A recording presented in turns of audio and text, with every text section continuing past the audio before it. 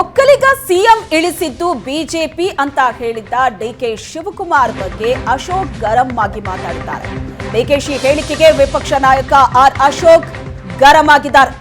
ಡಿಕೆಶಿಗೆ ಬುದ್ಧಿಭ್ರಮಣೆಯಾಗಿದೆ ಅಂತ ಹೇಳಿದ್ದಾರೆ ಅಶೋಕ್. ಸಮ್ಮಿಶ್ರ ಸರ್ಕಾರ ಬೀಳಿಸೋದಕ್ಕೆ ಸಿದ್ದರಾಮಯ್ಯ ಕಾರಣ.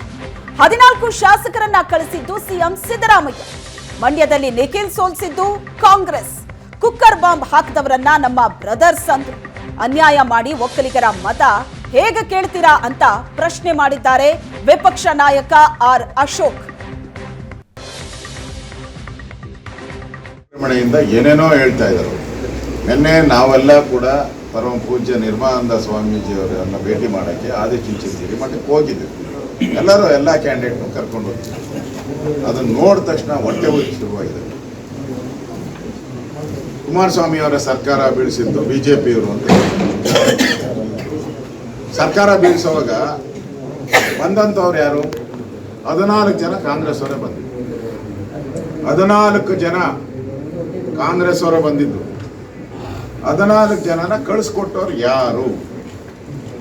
ಆ ಸಿದ್ದವನನ ಎಲ್ಲ ಸಿದ್ದವನದಲ್ಲಿ ಕೂತಿದ್ರಲ್ಲ, ಇವರು ಸಿದ್ದರಾಮಯ್ಯನವರು ಧರ್ಮಸ್ಥಳದಲ್ಲಿ ಸಿದ್ದವನದಲ್ಲಿ ಇದು ಏನೋ ಆರೋಗ್ಯ ಚಿಕಿತ್ಸೆಗೆ ಹೋಗಿದ್ರಲ್ಲ, ಅಲ್ಲಿ ಹೇಳಿರೋದು ರೆಕಾರ್ಡ್ ಎಲ್ಲ ಬಂದಿದೆ.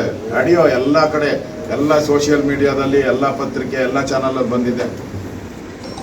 ಈ ಸರ್ಕಾರನ ಬೀಳಿಸ್ಬೇಕು, ಭಾಳ ದಿನ ಇಟ್ಕೊಂಬಾರ್ದು ಅಂತ. ಮತ್ತೆ ಮಂಡ್ಯದಲ್ಲಿ ಕುಮಾರಸ್ವಾಮಿಯವ್ರನ್ನ ಮಗನ್ನ ಸೋಲಿಸಿದ್ದು ನಾನೇ ಅಂತ ಹೇಳಿದಾರಲ್ಲ, ಇದಕ್ಕಿಂತ ಎಕ್ಸಾಂಪಲ್ ಇನ್ನೇನು ಬೇಕು?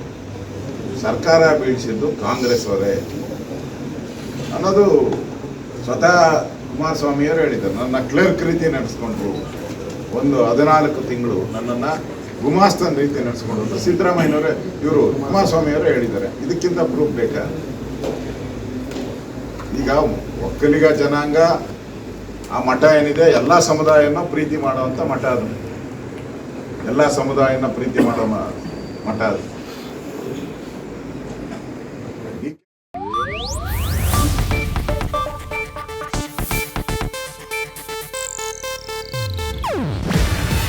ಇದು ಏಷ್ಯಾನೆಟ್ ನ್ಯೂಸ್ ನೆಟ್ವರ್ಕ್ ಪ್ರಸ್ತುತಿ. ನೀವು ನೋಡ್ತಿದ್ದೀರಾ ಏಷ್ಯಾನೆಟ್ ಸುವರ್ಣ ನ್ಯೂಸ್.